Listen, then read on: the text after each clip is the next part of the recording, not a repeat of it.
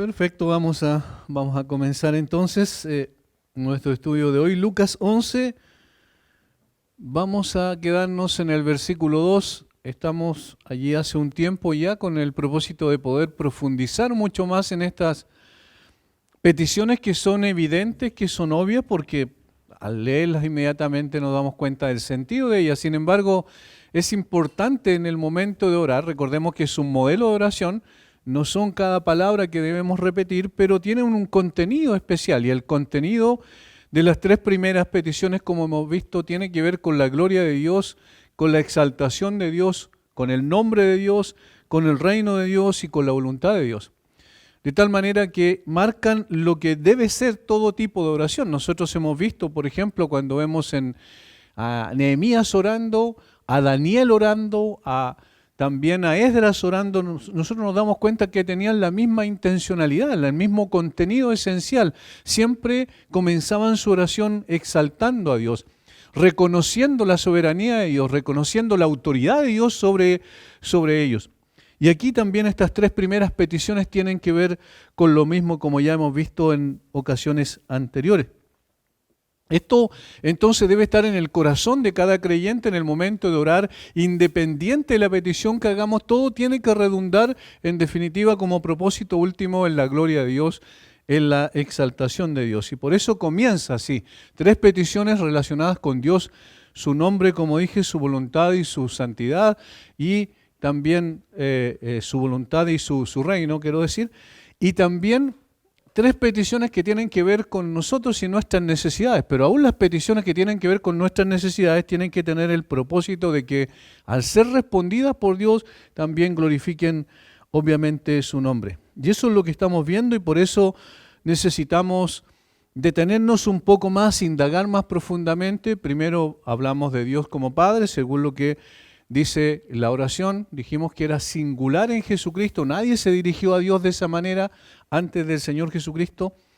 Y luego hablamos sobre la primera petición, y eso lo hicimos la semana anterior, y que tenía que ver con santificado sea tu nombre. Vimos qué es lo que implicaba eso en la práctica. Hoy vamos a ver lo que tiene que ver con la segunda petición del versículo 2, y es venga tu reino, venga tu reino. Ese es el tema de hoy. Vamos a indagar también y profundizar un poco más en aquello. Sabemos que bíblicamente el gran problema del hombre es su rebelión en contra de Dios. En términos generales, el pecado nació en el corazón de un ángel, como bien sabemos, ¿cierto?, que se rebeló también a la autoridad de Dios, pero ese fue un pecado cósmico, por decirlo de alguna manera, y tuvo que ver con el querer tomar el lugar que a Dios le corresponde, ¿cierto?, al trono de Dios, y fue expulsado en consecuencia del cielo, eso bien lo sabemos. Pero el otro pecado, el que tiene que ver con la tierra, se dio también en un contexto de rebelión, también fue la misma actitud de una u otra manera, y la tenemos en Génesis capítulo 3, versículos 1 al 6. Yo quiero que vayamos a ese texto porque es el comienzo de toda la debacle y que marcó en definitiva lo que iba a ser el corazón de cada ser humano por todos los tiempos, hasta el tiempo, ¿cierto?, donde sean restauradas todas las cosas. Capítulo 3, versículo 1. Bien sabemos, conocemos este texto, pero yo quiero hacer énfasis en esta rebelión del hombre en contra de Dios. Pero la serpiente era astuta más que todos los animales del campo que Jehová Dios había hecho, la cual dijo a la mujer: con que Dios os ha dicho, no comáis de todo árbol del huerto. Interesante que la primera criatura que se rebeló contra Dios sea también la primera criatura que instiga al hombre para rebelarse también contra Dios. Y la mujer respondió a la serpiente: del fruto de los árboles del huerto podemos comer, pero del fruto del árbol que está en medio del huerto, dijo Dios, no comeréis de él ni le tocaréis para que no muráis. Entonces la serpiente dijo a la mujer: no moriréis, sino que sabe Dios que el día que comáis de él serán abiertos vuestros ojos y seréis como Dios, sabiendo el bien y el mal. Y vio la mujer que el árbol era bueno para comer y que era agradable a los ojos y árbol codiciable para alcanzar la sabiduría, y tomó de su fruto y comió y dio también a su marido, el cual comió así como ella. El versículo 6 es el que marca el clímax de la rebelión, que muestra con detalles cuál era el corazón, el deseo, el sentir de Eva en este caso, y que posteriormente involucró también a Adán, para rebelarse en contra de Dios. ¿Por qué hablamos de rebelión en contra de Dios? Porque Dios había establecido claramente cuál era el principio fundamental. Lo único que le había demandado de ellos es que no comieran de ese árbol que estaba en el medio del huerto. Entonces, eso se refiere a una rebelión. También se le llama en la Biblia transgresión, porque hay una transgresión deliberada, obviamente, al mandato de Dios. Esto fue lo que desencadenó todo lo que viene posteriormente en la vida del ser humano. Ya en el capítulo 4 vemos como los descendientes de Caín también se rebelaron en contra de la norma de Dios, por ejemplo, en términos matrimoniales, y el hombre, uno de los descendientes de Caín, tomó a más de una mujer. Posteriormente vemos cómo eso también se establece ya en una forma organizada en la Torre de Babel. Recuerden, capítulo 11 de Génesis, otra vez se manifiesta allí tratando de establecer su propio gobierno sin la autoridad de Dios, obviando la autoridad de Dios, y eso es lo que significa la rebelión del hombre contra Dios, contra su reino y contra su soberanía. Esto es lo que es el pecado en esencia, es como lo que es el pecado en su misma causa originaria. Esto es lo que trae como consecuencia después la rebelión del ser humano. Y esto es lo que hace que el hombre, desde siempre, desde la caída en adelante, quiera establecer sus propios parámetros de vida, quiera autonomía absoluta y también tenga este concepto en su corazón: no queremos que éste reine sobre nosotros, como los hombres de la parábola que el Señor Jesucristo dijo, para enseñar precisamente que querían rebelarse en contra de Él, no querían que Él fuera el Señor de sus vidas.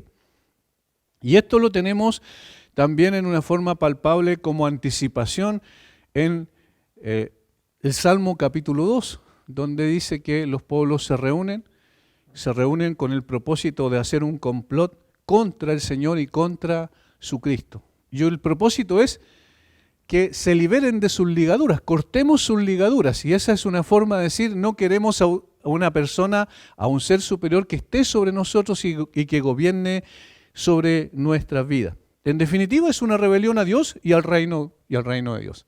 Eso es lo que ocurre permanentemente. Yo quiero mencionar lo que es el manifiesto humanista. Una sola frase del manifiesto humanista. Los hombres se reunieron, hombres importantes, en 1933 por primera vez, y establecieron lo que se conoció el manifiesto humanista 1, después en 1973 el manifiesto humanista 2. ¿Y por qué lo cito? Porque esto marca lo que siempre ha estado en el corazón del hombre, y en este sentido a través de una organización. ¿Qué es lo que declaraban ellos? Noten. Dicen: como no teístas, comenzamos con los hombres, con los humanos, no con Dios. Con la naturaleza, no con la deidad. Los humanos son responsables de lo que somos o lo que seremos. Ninguna deidad nos salvará. Tenemos que salvarnos a nosotros mismos. Eso dice la página 16 del Manifiesto Humanista 2 de 1973.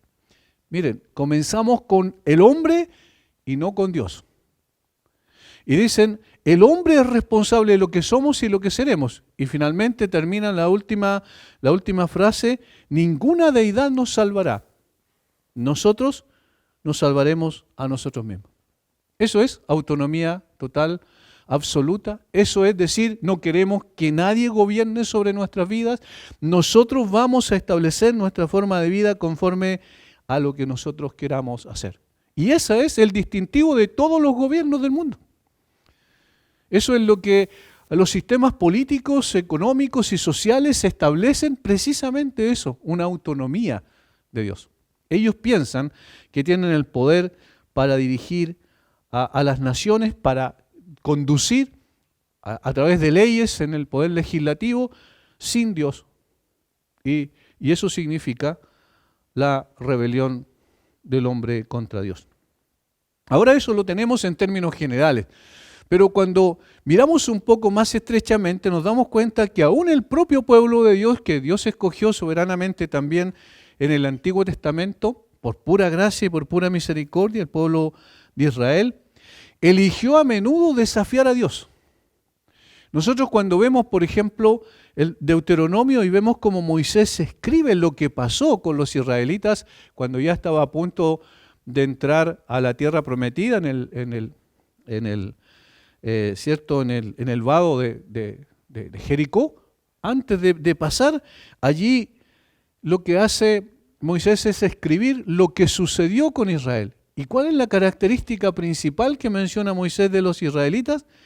Dice: rebeldes habéis sido a Jehová desde el día que yo os conozco. Deuteronomio 9:24.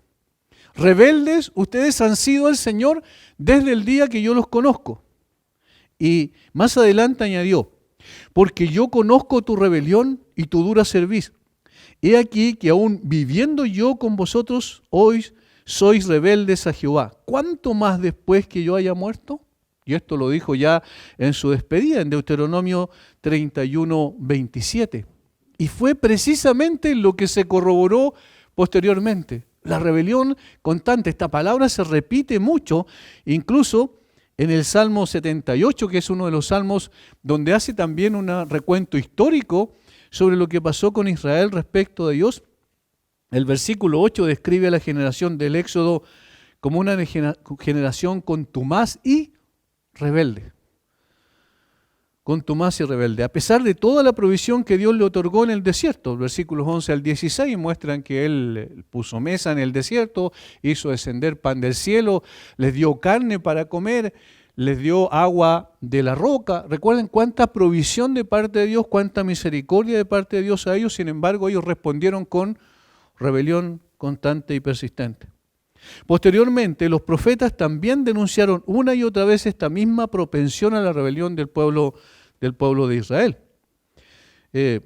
Isaías, Jeremías, Ezequiel fueron prolíficos en hablar sobre esta rebelión. Yo no quiero ni voy a seguir citando versículos bíblicos, pero si alguien quiere, por ejemplo, yo hice el ejercicio en una ocasión y solo tomando el profeta Ezequiel empecé a marcar todas las veces que habla de Israel como rebelde. Y hay una cantidad increíble de veces que esto sucede.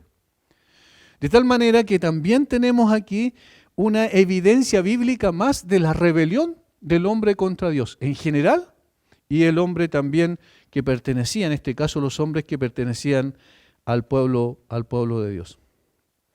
Ahora, ¿qué pasa con la iglesia en el día de hoy? Vamos achicando más el espectro, que hoy somos el pueblo de Dios, ¿cierto? Bueno, cuando se trata del deseo de autonomía, todavía debemos ser sinceros que está en nuestro corazón. Nos cuesta mucho someternos al Señor. Sabemos que Él es el Señor, lo reconocemos como el Señor, pero nos cuesta someternos a su señorío. Eso está también en el ADN naturalmente en nosotros y debemos ser sinceros que luchamos contra eso. Todo el tiempo estamos luchando contra eso porque queremos establecer nuestros propios parámetros de vida, establecer nuestros propios objetivos y propósitos, nuestros proyectos, nuestra forma en que vamos a vivir. Ahora, la segunda y tercera petición, venga tu reino y hágase tu voluntad, tienen que ver precisamente con esto. Y era interesante cómo el Señor Jesucristo enseñó a orar de esa manera precisamente porque Él conocía perfectamente nuestro corazón. Y recuerden a quiénes les dirigió la respuesta a esta petición. Señor, enséñanos a orar. ¿Quién le dijo? Uno de sus discípulos. ¿A quién le respondió? A sus discípulos, es decir, creyentes. Y les enseñó a orar de esta manera. Venga tu reino, hágase tu voluntad. Tienen que ver con el sometimiento de ese deseo de autonomía que al cual todavía somos propensos. Como dije, este es el problema precisamente más complejo. Todavía tenemos ese anhelo pecaminoso poniendo en primer lugar el soberano gobierno de Dios. Nos cuesta hacer eso, colocar a Dios como nuestro Señor en todas las cosas. Recordemos que al mismo Señor Jesucristo enseñó buscar primeramente, ¿qué cosa? El reino de Dios y su justicia. Y todo lo demás será añadido. Pero ¿cuál es nuestra propensión? A buscar todo lo demás en primer lugar y luego el reino de Dios. Entonces, es interesante porque en la medida en que nosotros aprendemos a orar como la oración modelo lo plantea, empezamos a darnos cuenta de muchos hierros que todavía tenemos y necesidad de someter nuestro yo, nuestro egoísmo natural. Y más aún cuando vivimos en una generación que es hedonista, que es narcisista, ¿cierto? Que se mira al espejo todo el tiempo y también es una generación rebelde a Dios y a sus preceptos. Estas peticiones, entonces, la segunda y la tercera, nos hacen poner la mirada en el reino de Dios y de cómo todo avanza inexorablemente hacia su consumación. Ese es el propósito, que nosotros pensemos en Dios y pensemos en su reino y pensemos en su voluntad y entonces nos demos cuenta que todo tiene que ver con un desarrollo, un proceso hasta llegar al establecimiento definitivo del reino de Dios. Por eso venga tu reino y hágase tu voluntad, expresa un fuerte deseo de que esto se realice, se consuma en definitiva. Hoy nos detendremos en la primera de estas dos peticiones, venga tu reino, y en términos terrenales han existido y existirán muchos reinos o imperios. Bien sabemos, ¿cierto?, los que aparecen en la Biblia, en esta imagen de esta figura de hombre que vio Nabucodonosor y que Daniel le dijo cuál era la identificación, qué es lo que significaba la cabeza de oro, recuerdan, era Babilonia. Luego los brazos y el pecho tenían que ver con Medo-Persa, después Grecia, las piernas y finalmente el Imperio Romano, que tenían que ver con la parte de abajo, las piernas y los pies. El cuarto imperio, en definitiva, que iba a ser una especie de amalgama rara, extraña, entre el hierro y el barro. Ahora, todos estos imperios cayeron, todos estos imperios terminaron en la destrucción. En Europa han habido intentos por volver otra vez a que el Imperio Romano restaurado vuelva a expandirse por toda Europa, como ocurrió en la cuenca del Mediterráneo con el Imperio Romano original, y nunca han podido lograrlo hasta ahora. El mismo Napoleón Bonaparte, ese fue su intento. ¿Cómo se llamaba el reino que quería establecer Hitler? El Tercer Reich. ¿Se fijan? También la idea era gobernar, ojalá, todo el mundo. Eso siempre ha estado en el corazón del hombre, pero esos son intentos humanistas, otra vez como recién citamos, del hombre que quiere establecer su propio gobierno, su propio reino y ser en consecuencia y en definitiva su propio rey. Sin embargo, a pesar de que existen muchos reinos en este mundo y han existido y existirán, no obstante la Biblia menciona que hay dos reinos en general, en términos espirituales, el reino de Dios y el reino de Satanás. Recuerden que la Biblia le llama a Satanás también el Dios de este siglo, mostrando de que el Señor le dio permiso a Satanás, por decirlo de alguna manera, para que gobierne el reino de este mundo. No en forma absoluta, porque el Señor es el soberano sobre todas las cosas, pero sí en términos de la filosofía, ¿cierto?, los pensamientos de este mundo que son contrarios a Dios. ¿De dónde sacamos esto que hay dos reinos nada más? De lo que dice la Escritura. Colosenses capítulo 1, versículo 13.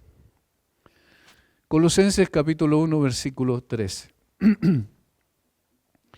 El cual nos ha librado de la potestad de las tinieblas, del poder de las tinieblas, del reino de las tinieblas, ¿cierto? Todas estas son sinónimos, y trasladado al reino de su amado Hijo. Ahí están los dos reinos.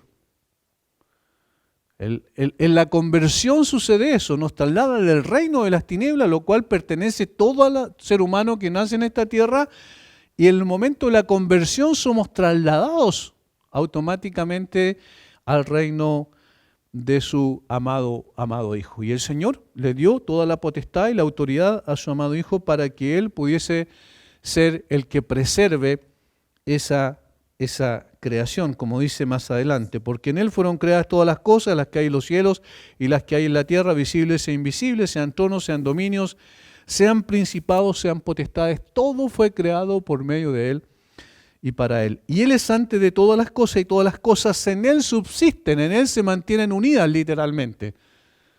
Ahora, este es el reino de los cielos, este es el reino de Dios, este es el reino que el Señor delegó su autoridad en su propio Hijo. Por tanto, todos los reinos que han existido y existirán en esta tierra están bajo el gobierno, en este caso, circunstancial de Satanás, porque como dije, la Biblia dice que él es llamado el Dios de este siglo. Pero aquellos reinos son temporales, nada más porque un día todos los reinos del mundo, eso dice también la Biblia en Apocalipsis 11:15, todos los reinos del mundo vendrán a ser de nuestro Señor y de su Cristo. Es decir, todo esto avanza hasta que incluso esos reinos que temporalmente están bajo el gobierno de Satanás, bien entre comillas, porque Dios está sobre ellos, van a venir a ser de Dios y de su Cristo. Todo ser humano pertenece a uno de estos dos reinos.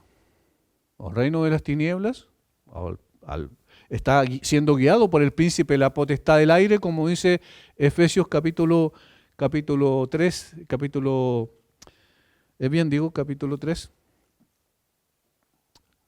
2, es Efesios. Voy a asegurarme, capítulo 2, versículo 2.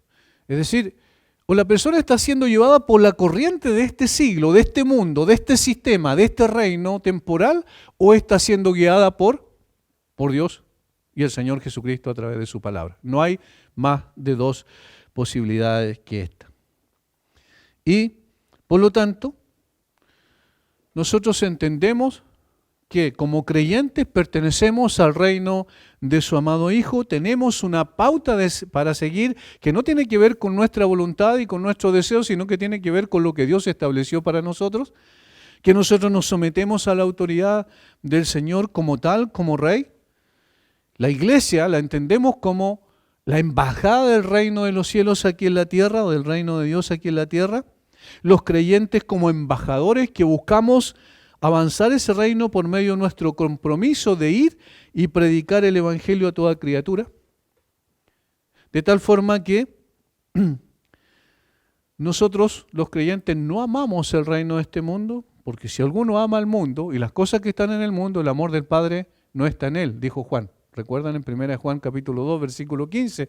Allí nos está diciendo de que el creyente no ama al mundo ni las cosas que están en este mundo, no en el sentido de que aborrezca a la humanidad. Si allí está hablando del mundo, de filosofía, de pensamiento, ideologías contrarios a Dios, rebeldes delante de Dios. Obviamente no podemos amar ese mundo, pero sí se ama a la humanidad como tal, por ser criaturas hechas a imagen y semejanza de Dios.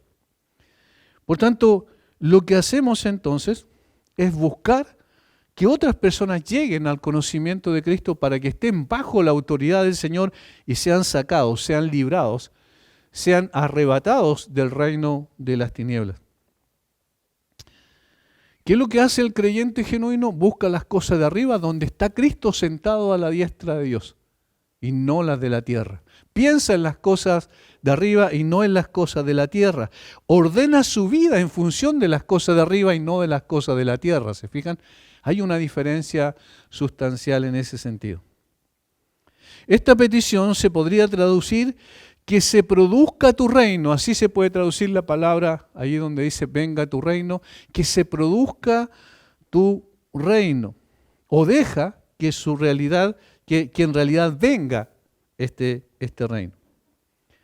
Ver triunfante al reino de Dios y manifiesto su gobierno en la tierra es el deseo y la oración de los creyentes. Jesús está diciendo con esto, cuando tú oras venga tu reino, estás diciendo, yo quiero que el reino de Dios se esté manifestando y este reino se esté expandiendo y este reino llegue a su consumación definitiva, que va a ser obviamente cuando el Señor Jesucristo venga. Ahora, toda esta oración entonces no es pensando en nosotros y en nuestro bienestar, sino en pensando en la gloria de Dios, en la exaltación de Dios, porque la manifestación definitiva del reino va a ser entonces la consumación de todas las cosas. Los poderes terrenales, todos los reinos terrenales son limitados, como bien sabemos, y temporales. Vienen y van, surgen y decaen, como hemos visto. El Imperio Romano quizás fue el imperio más largo que nosotros conocemos y conocimos, sin embargo, también cayó, en definitiva se desmoronó. Todo lo que el hombre levante, en definitiva, termina también en el suelo. Todo lo que Dios establece permanece para siempre. Ahí hay una gran diferencia. Ahora, es Dios mismo que, haciendo uso de su soberana voluntad, pone reyes y quita reyes. Y eso es interesante. Daniel le dijo eso, que Dios es el que, en su oración del capítulo 2 de Daniel, que el Señor es el que quita reyes y pone reyes. O sea, aunque aparentemente están siendo gobernado el mundo y los poderes del mundo por Satanás, no obstante, Dios es el que quita reyes y pone reyes, porque Él es soberano sobre todas las cosas. No solo eso, sino que en el mismo libro de Daniel, en Daniel capítulo 5, versículo 26, cuando Belsasar está haciendo esa gran fiesta, ¿recuerdan? Y hay una mano que escribe en la pared. Y una de las cosas que dice esta mano, el que escribió esta mano en la pared, es con todo Dios tu reino y le ha puesto fin. Con todo Dios tu reino y le ha puesto fin. Eso es lo que dice, y esa es una sentencia para Belsasar y también, en definitiva, para todo tipo de reino que se establezca aquí en la tierra. Dios es el que dice hasta dónde llega un gobierno y hasta dónde comienza otro. Dios es el que dice de qué manera nosotros podemos entenderlo así, de qué manera se rija este mundo. Dice que Él también, que el príncipe piensa lo que quiere en su corazón, pero Dios es el que lo conduce, lo guía para que se haga su voluntad. Ninguno, a pesar de su soberbia y arrogancia, ha permanecido. Ninguno puede prevalecer para siempre, porque Dios es soberano sobre todo y sobre todos los reinos de este mundo. Esta soberanía de Dios estaba en el contexto de toda la enseñanza y predicación del Señor Jesucristo. Recuerden cómo inicia su ministerio, cómo comenzó su predicación. Arrepentidos porque el reino de Dios se ha acercado. Arrepentidos porque el reino de Dios se ha acercado. Y ahí está hablando implícitamente la soberanía de Dios. Luego, eso tenemos en Mateo capítulo 4, versículo 17, por ejemplo, y en Lucas 4, 43 declaró: es necesario que también a otras ciudades anuncie el evangelio, porque para esto he sido enviado. El reino de Dios siguió siendo el tema de la instrucción de Jesús a los apóstoles, incluso después de su resurrección, poco antes de la ascensión. Ahí en Hechos capítulo 1, versículo 3, dice que el Señor les habló durante 40 días, lo instruyó acerca de el reino de Dios.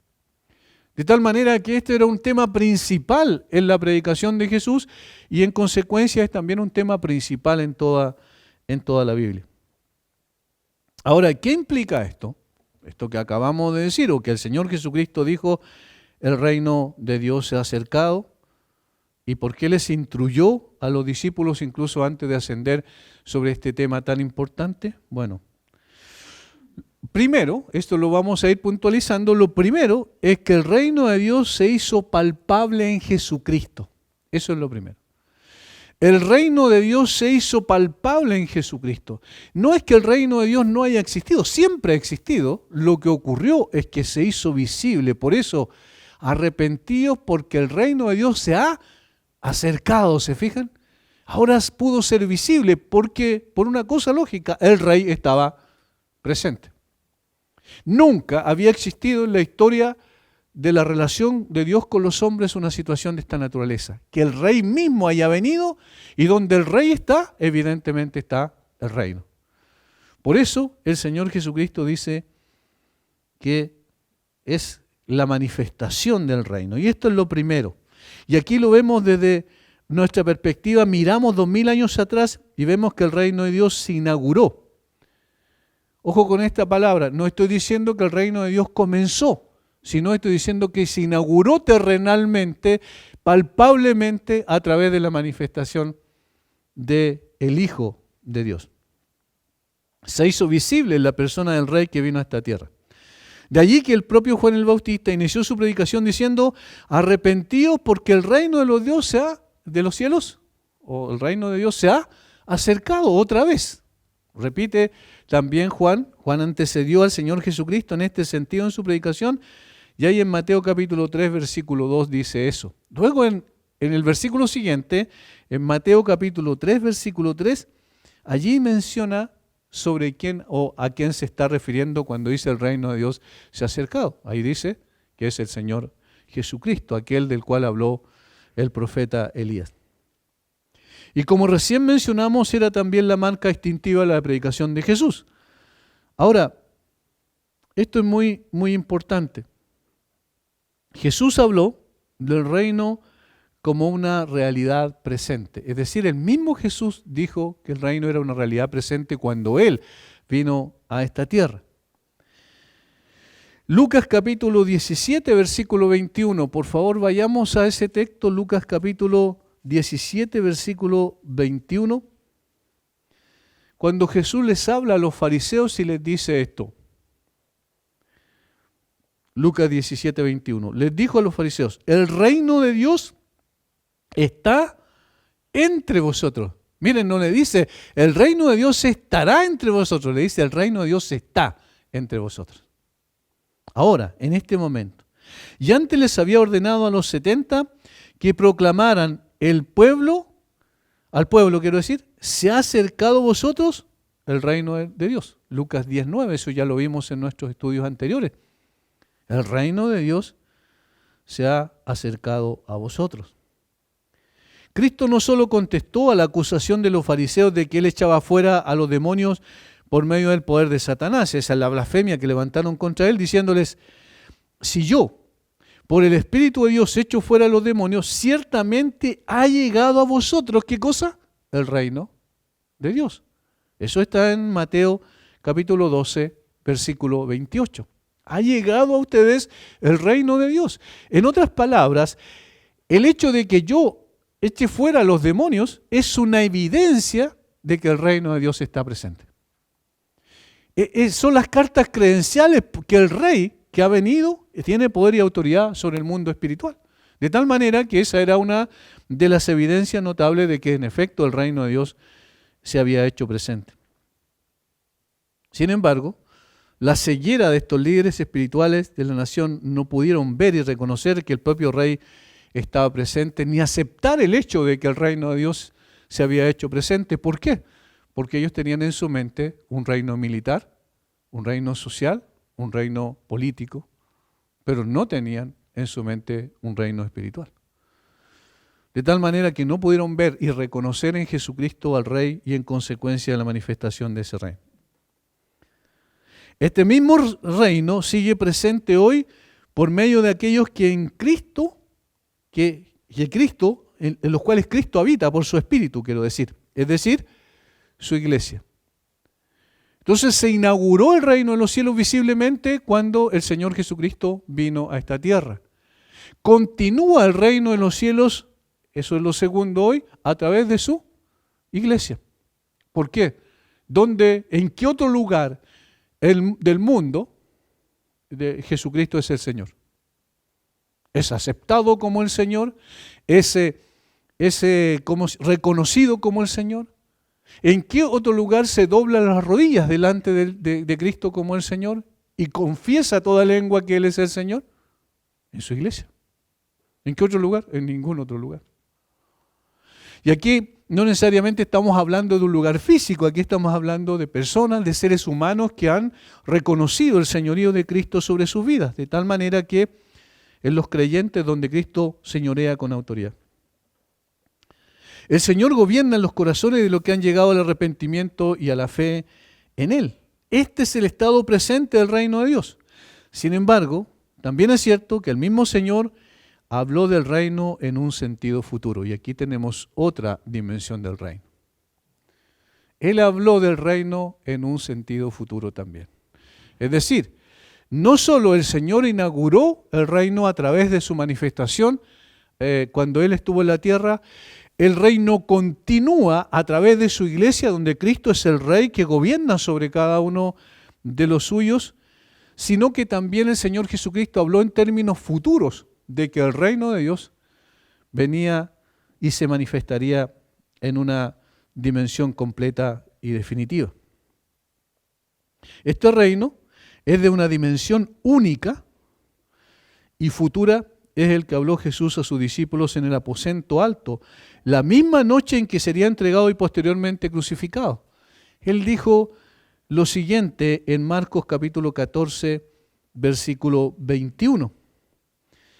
De cierto os digo que no beberé más del fruto de la vid, cuando estaba estableciendo, ¿cierto?, la cena del Señor en el contexto de la Pascua judía, en el mismo contexto establece la cena del Señor, y él dice, de cierto os digo que no beberé más del fruto de la vid hasta aquel día en que lo vea nuevo, ¿dónde? En el reino de Dios. En el juicio de las cabras y las ovejas, el rey dirá a los de su derecha, las ovejas, venid benditos de mi Padre, heredad el reino preparado para vosotros desde la fundación del mundo. Mateo 25, 34. Allí está hablando siempre a futuro. Pero para quienes lo rechazan, allí será el llanto, el lloro y el crujir de dientes, cuando vean a Abraham, Isaac, Jacob y a todos los profetas en el reino de Dios, y ellos mismos estén excluidos de este reino. Porque vendrán del oriente y del occidente, del norte y del sur, y se sentarán a la mesa en el reino de Dios. Lucas 13, versículos 28 y 29. Aquí está hablando de un reino futuro. Aquí está hablando de un reino exclusivo, singular, y que va a hacer su consumación en el momento en que el Señor lo establezca.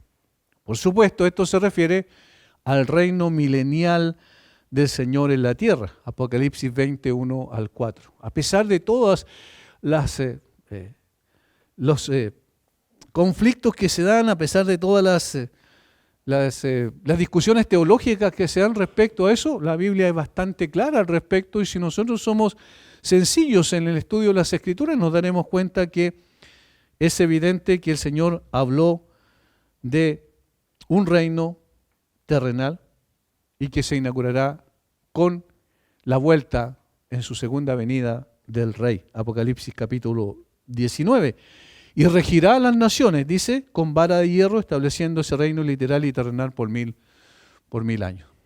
Aquí tenemos las tres dimensiones. Entonces se inauguró con la manifestación del Señor Jesucristo, se continúa ese reino a través de cada persona que se convierte y forma parte de la iglesia. El Señor habita por su Espíritu en los corazones de cada uno de ellos, y finalmente se consumará definitivamente cuando el Señor venga y establezca su reino por 1000 años, como bien vemos en las Escrituras. Aquí es necesario hacer una distinción importante. Dios siempre ha reinado y reinará sobre toda su creación. Este es el reino universal de Dios sobre todo. Salmo 29:10 afirma que se sienta Jehová como rey para siempre. Salmo 103:19 también agrega, Jehová estableció en todos los cielos su trono y un reino domina sobre todo. Y en Primera de Crónicas, capítulo 29, versículos 11 al 12, está David en su oración diciendo esto tan conocido que tenemos en ese texto: tuya es, oh Jehová, la magnificencia, el poder, la gloria, la victoria y el honor, porque todas las cosas que están en los cielos y la tierra son tuyas. Tuyo, oh Jehová, es el reino, y tú eres excelso sobre todas las riquezas, y la gloria proceden de ti, y tú dominas sobre todo. En tu mano está la fuerza y el poder, y en tu mano el hacer grande y el dar poder a todos. Por lo mismo, entonces, cuando Jesús enseñó a sus discípulos a orar que venga el reino de Dios, no estaba orando, no obstante, por esta dimensión del reino, es decir, por el reino universal, general, donde Dios gobierna sobre todo, porque es absurdo. Dios siempre va a gobernar, y pedir que este reino venga no tiene mucho sentido, porque Dios sí está sentado en su trono gobernando sobre todo.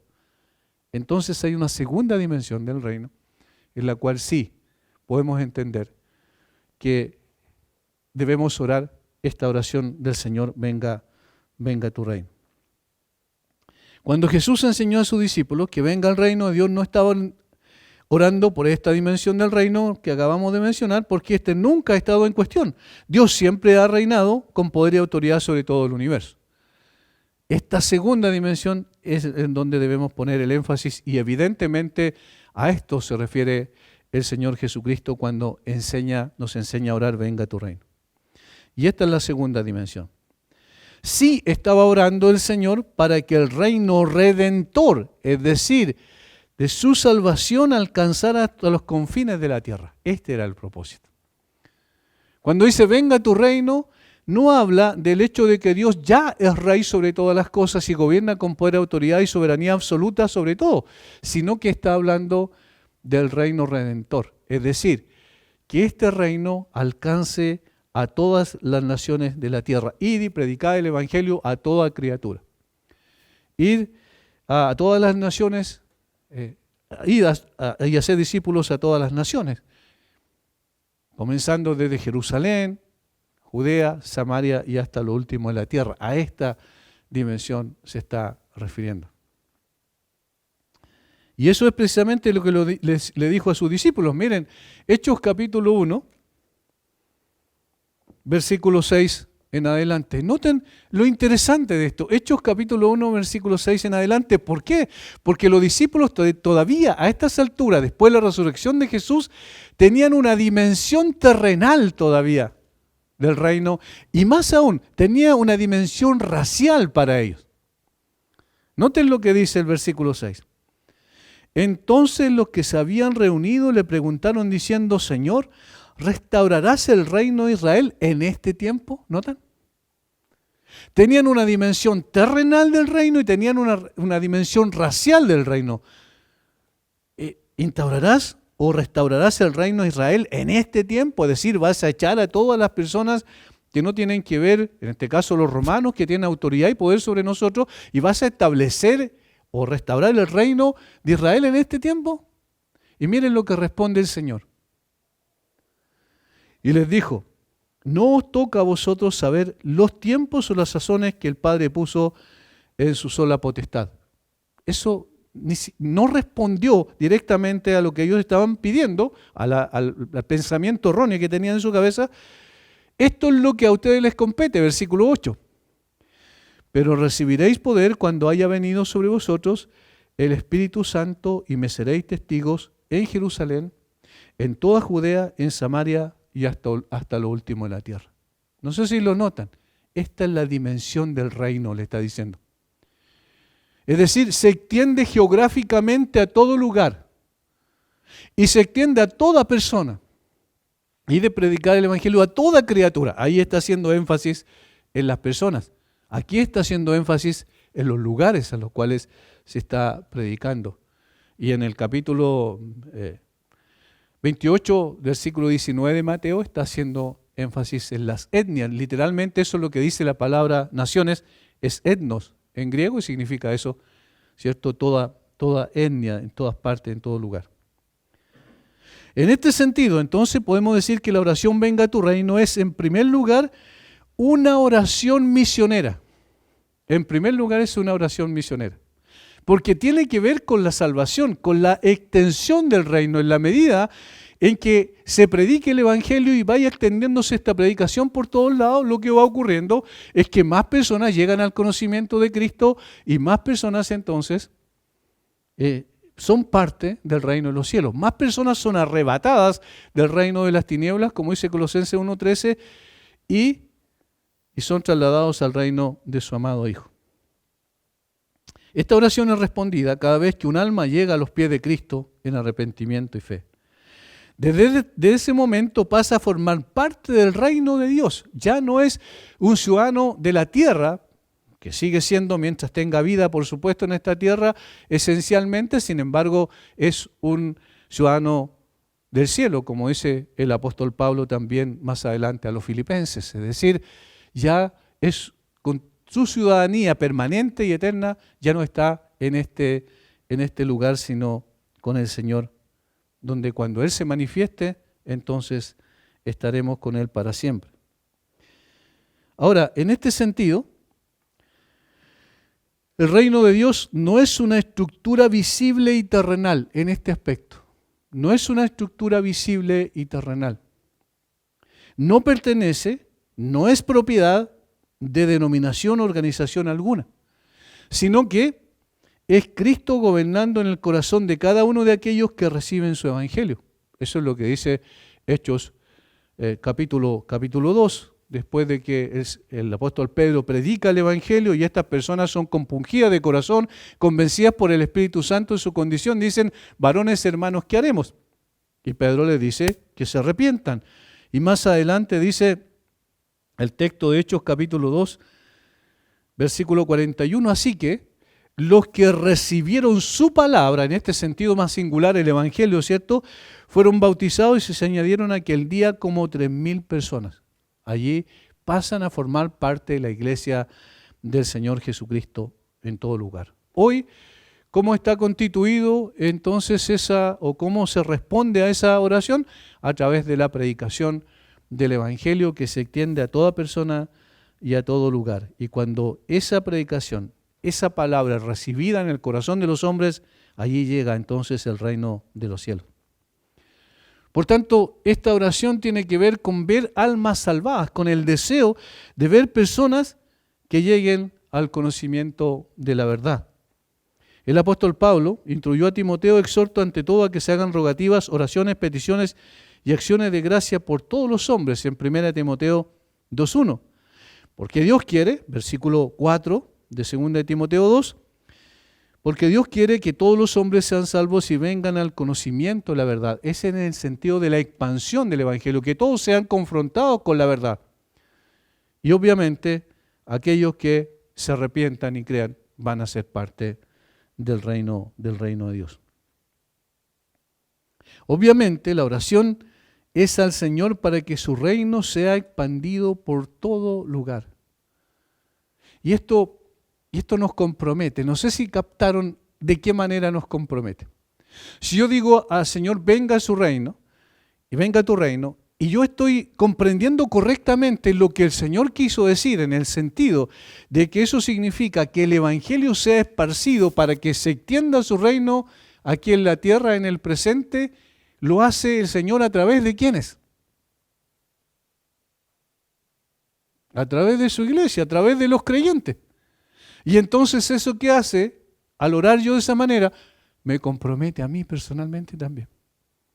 ¿Por qué? Porque yo soy uno de los creyentes, parte de la iglesia de Cristo, y entonces necesito comprometerme a expandir este reino. Y allí hay una confrontación conmigo mismo, es decir, con mi propia situación. ¿Por qué? Porque eso significa un costo. ¿Cuál es el costo que tenemos que pagar para que esto sea una realidad? Pensemos en la vida del apóstol Pablo. No digo que va a ser exactamente lo mismo que pasó el apóstol Pablo, pero cuando vemos la historia de la iglesia nos damos cuenta que aquellos que más estuvieron dispuestos no solo a orar, sino a comprometerse con que este reino sea expandido, fueron perseguidos, fueron despreciados por la gente, incomprendidos por el mundo y en el mejor de los casos, ¿cierto?, fueron ignorados por el mundo. Pero en el peor de los casos, incluso dieron su vida. A esto se refiere entonces. No es simplemente decir, venga a tu reino, sino que la idea es que este reino está viniendo hoy en el presente a través de los suyos por medio de la propagación de la verdad. Nos compromete de una manera especial a realizar todos los esfuerzos para, en sentido misionero, ¿cierto?, ir, orar y dar, si es que nosotros no vamos, para que la obra misionera se expanda por todo el mundo. Eso es la primera implicancia. Pero hay también un segundo aspecto que hace avanzar el reino de Dios. Y si van siguiendo el argumento, seguramente ya estarán pensando ustedes de qué se trata. Yo voy a citar algunos versículos bíblicos y ustedes van a ir entendiéndolos seguramente en la medida en que los vayamos citando. Mateo capítulo 5, versículos 13 al 16. Mateo capítulo 5, versículos 13 al 16. El Señor, enseñando en el contexto del Sermón del Monte, después de las bienaventuranzas, el Señor dice lo siguiente: vosotros sois la sal de la tierra, pero si la sal se desvaneciere, ¿con qué será salada? No sirve más para nada, sino para ser echada fuera y hollada por los hombres. Esta es la primera figura, esta es la primera metáfora que utiliza, la sal de la tierra. Luego, versículo 14. Vosotros sois la luz del mundo. Una ciudad sentada sobre el monte no se puede esconder. Ni se enciende una luz y se pone debajo de un almud, sino sobre el candelero y alumbra a todos los que están en casa. Así alumbre vuestra luz delante de los hombres, para que vean vuestras buenas obras y glorifiquen a vuestro Padre que está en los cielos. ¿A qué se refieren estas dos metáforas que utiliza? La sal y la luz. ¿A qué apunta? ¿Ya? A los creyentes. Pero ¿a qué apunta en definitiva? Al testimonio, a la vida de los creyentes, ¿se fijan? Noten que no les dice, ustedes tienen que ser, porque se ha interpretado a veces así, tienen que ser la sal de la tierra, tienen que ser la luz del mundo. No, ustedes son la sal de la tierra, son la luz del mundo, es un hecho. Y ahora, ¿qué le está diciendo? Vivan como sal de la tierra y luz del mundo. Es decir, simplemente vivan de acuerdo a lo que son, a lo que Dios los ha constituido al salvarlos y al darles su espíritu, que mora en ustedes. Ahora vivan de esta manera consecuente. Y por eso, en el versículo 13, dice que la sal de la tierra, y obviamente sabemos que la sal es un elemento anticorrupción, porque eso es lo que hacían antes con la carne, ¿recuerdan? ¿Cómo se mantenían cuando no habían el sistema de refrigeración?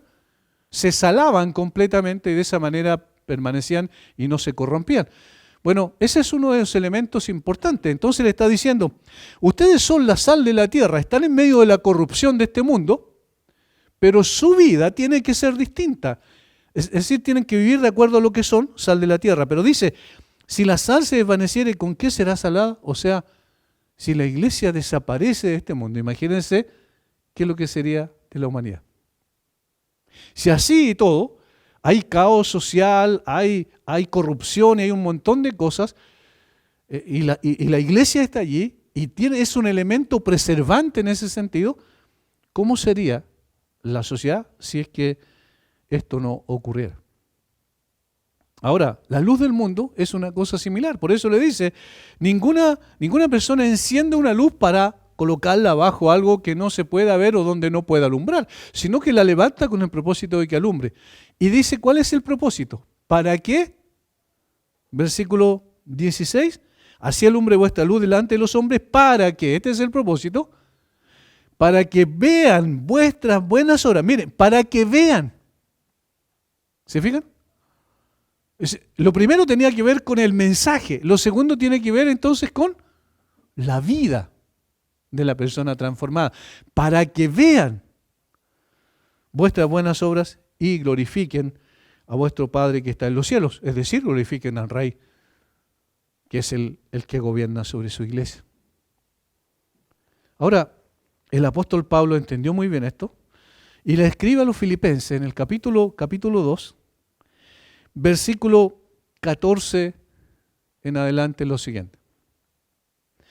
Haced esto sin murmuraciones y contiendas, para que, aquí está el propósito, para que seáis irreprensibles. Eso tiene que ver con testimonio también. Y sencillos, hijos de Dios, sin mancha. Esto tiene que ver con santidad. En medio de una generación maligna y perversa. En medio de la cual, ¿qué tienen que hacer? Resplandeceréis o resplandecéis como luminares en el mundo. ¿Cómo se expande el reino de los cielos también? A través de la vida de los suyos, de los creyentes, de la iglesia, de cada uno de los creyentes que por la gracia de Dios hemos llegado al conocimiento de la verdad. Si lo primero se extiende a través de la salvación de otros por medio de la predicación, esto se refiere a la santificación de los creyentes en medio del mundo. Es decir, para que sus vidas puedan reflejar que su Rey es Jesucristo. Ahora, hay una tercera dimensión. ¿Cuál es? La que nosotros mencionamos anteriormente, pero aquí estamos hablando de la petición en específico. La petición es que el reino de Dios se expanda por medio de la salvación de otros La petición es que el reino de Dios también sea conocido a través de la vida de los creyentes, santificación, y ahora a través del establecimiento final del reino de Dios. Esto es lo tercero. Este es el tercer aspecto y se refiere a la consumación final y definitiva del reino de Dios. Orar para que el reino de Dios se materialice por medio de la segunda venida del Rey. Esto es lo que mencionamos al pasar hace un rato atrás. Hermanos, ¿qué es lo que significa eso? A veces nosotros, y yo mismo también lo he dicho, seguramente ustedes lo han dicho, cuando ven el desastre que se produce en términos caóticos de lo que está ocurriendo, no solo en Chile, sino en el mundo entero, todas las cosas que se están haciendo con el propósito de sacar a Dios de toda dimensión social, política, económica, dejarlo fuera como que no tuviera nada que ver con nosotros, la rebelión del hombre, nosotros decimos, ojalá que venga el Señor pronto, ¿cierto? Esa es una de las cosas que decimos. Pero lo decimos más que nada por nosotros mismos. Es decir, es un deseo más egoísta. Pero venga tu reino, Señor, establece tu reino, no debe ser guiado por un sentido, por un deseo egoísta, sino que tiene que ver con que el Señor se manifieste. Debe ser una expectativa gozosa esta de pedir que el Señor venga. Cada creyente está o debe estar en una expectación viva y gozosa porque este glorioso acontecimiento se manifieste. Este debe ser el deseo de que Dios brille en todo lugar y la forma en que lo haga definitivamente y sin ninguna oposición será cuando Él venga y reine con vara de hierro a las naciones. En los saludos finales, en su primera carta a los Corintios, Pablo escribió, el que no amare al Señor Jesucristo sea anatema. Y luego dice, el Señor viene. El Señor viene. Y aquí usó una palabra del arameo que es maranata y que precisamente significa eso, el Señor viene. Y ese debe ser el deseo y la petición y el ruego de cada uno de los creyentes. Señor, materializa tu reino, ven y establece tu reino aquí en la tierra. El propio Juan, y aquí vamos al último libro de la Biblia, el Apocalipsis, en la visión de Patmos, él dijo lo siguiente, o escribió lo siguiente. Después de decir quién era el que había revelado todo eso a Juan, versículo 16, yo Jesús he enviado mi ángel para daros testimonio de estas cosas en las iglesias. Yo soy la raíz y el linaje de David, la estrella resplandeciente de la mañana.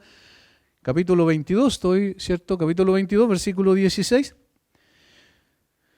Y el Espíritu, versículo 17, y la esposa dicen, ven, y el que oye diga, ven. Y el que tiene sed, venga, y el que quiera tome el agua de la vida gratuitamente. Yo testifico a todo aquel que oye las palabras de la profecía de este libro, si alguno añadiera a estas cosas, Dios traerá sobre él las plagas que están escritas en este libro. Si alguno quitare de las palabras del libro de esta profecía, Dios quitará su parte del libro de la vida y de la santa ciudad y de las cosas que están escritas en este libro. Y aquí está la clave. El que da testimonio de estas cosas dice, ciertamente vengo en breve. Y ahí está hablando el Señor Jesucristo. Pero aquí habla Juan. Amén. Sí, ven, Señor Jesús. ¿Entienden? Esas son las tres dimensiones de esta oración entonces.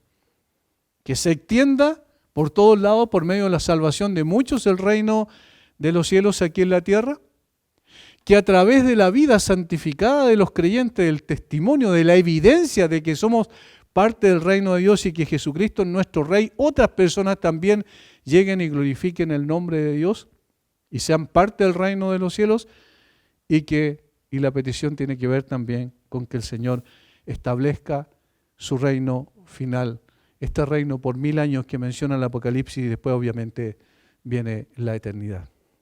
Que el Señor también nos dé este deseo de orar de esta manera, pero con conocimiento de causa.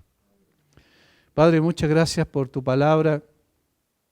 Gracias por enseñarnos, por guiarnos, por corregirnos de tantas cosas que muchas veces seguramente están en nuestro corazón, nuestra mente, erradas.